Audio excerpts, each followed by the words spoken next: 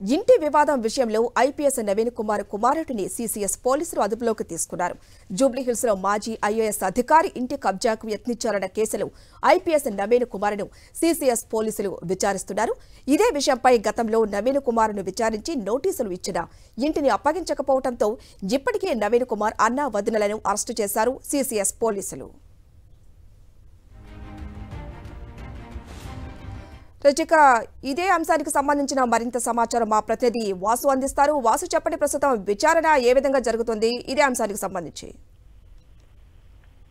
IPS Naveen Kumar అయితే పోలీసులు రాష్ట్ర ప్రవేశంలో విచారిస్తున్నారు. అతన్ని దత్తపుత్రుడుగా చెప్తున్నటువంటి వ్యక్తిని అభినందిస్తున్నారు. నవీన్ కుమార్ సంబంధించి పల్వర్లలో మాజీ ఐఏఎస్ ప్రస్తుతం ఐపీఎస్ అధికారిగా పనిచేస్తున్న నవీన్ కుమార్ మధ్య ఒక ప్రశాంత్ నగర్ లో ఉన్నటువంటి ఇంటి వివాదంలో కొంతకాలంగా గొడవ జరుగుతూ ఉంది.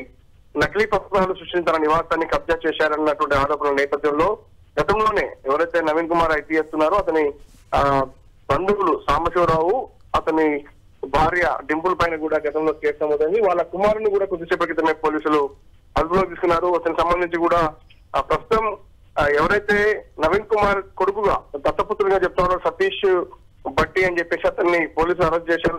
పోలీసులు తరలించారు. ప్రస్తుతం జూబ్లీహిల్స్ పోలీసులు అతని పైన 33/2024 under section 341, 506, 509 red with 34 IP సెక్షన్ల కింద కేసులు నమోదు చేశారు. ఈ రోజు అరెస్ట్ చేసినట్టుగా కన్ఫర్మ్ చేస్తూ నోటీసులు 41 ACRPC నోటీసులు జారీ చేసి అదుపులోకి తీసుకున్నారు. ఇక నవీన్ కుమార్ సంబంధించి కూడా అరెస్టు వార్తలు వస్తున్న నేపథ్యంలో కూడా పోలీసులు అయితే ఉన్నతాధికారులు ఇంకా కన్ఫర్మ్ చేయడం లేదు, అతనితో మాట్లాడుతూ ఉన్నారు.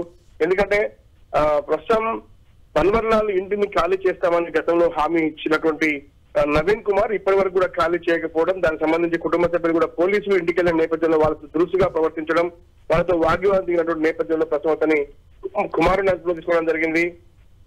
మన నవీన్ కుమార్ సంబంధించి మరి అరెస్ట్ చేస్తారా లేదంటే మాట్లాడి వదిలేస్తారా అన్న అంశానికి సంబంధించి ఉన్నతాధికారులు మాత్రం ప్రస్తుతం ఐపీఎస్ నవీన్ కుమార్ తో మాట్లాడుతున్నట్టుగా సమాచారం. కుటుంబ సభ్యులు మాత్రం మాకు ఎలాంటి సమాచారం లేదు, నవీన్ కుమార్ కూడా తీసుకెళ్లారని చెప్తా ఉన్నారు. దీనికి సంబంధించి గతంలోనే 41 CRPC నోటీసు నవీన్ కుమార్ కు జారీ చేశారు. ప్రస్తుతం బన్వర్లాల్ సంబంధించి మాత్రం తమ ఇంటిని ఖాళీ చేయట్లేదని మరొకసారి పోలీసులు ఆశ్రయించిన నేపథ్యంలో ఈ రోజు జూబ్లీహిల్స్ పోలీసులు యాక్షన్ లోకి దిగారు. దీనికి సంబంధించి అయితే ప్రస్తుతం ఇన్వెస్టిగేషన్ కొనసాగుతోంది. నవీన్ కుమార్ అరెస్ట్ సంబంధించి మరి కాసేపట్లో క్లారిటీ వచ్చే అవకాశం ఉంది. Thank you Vasu.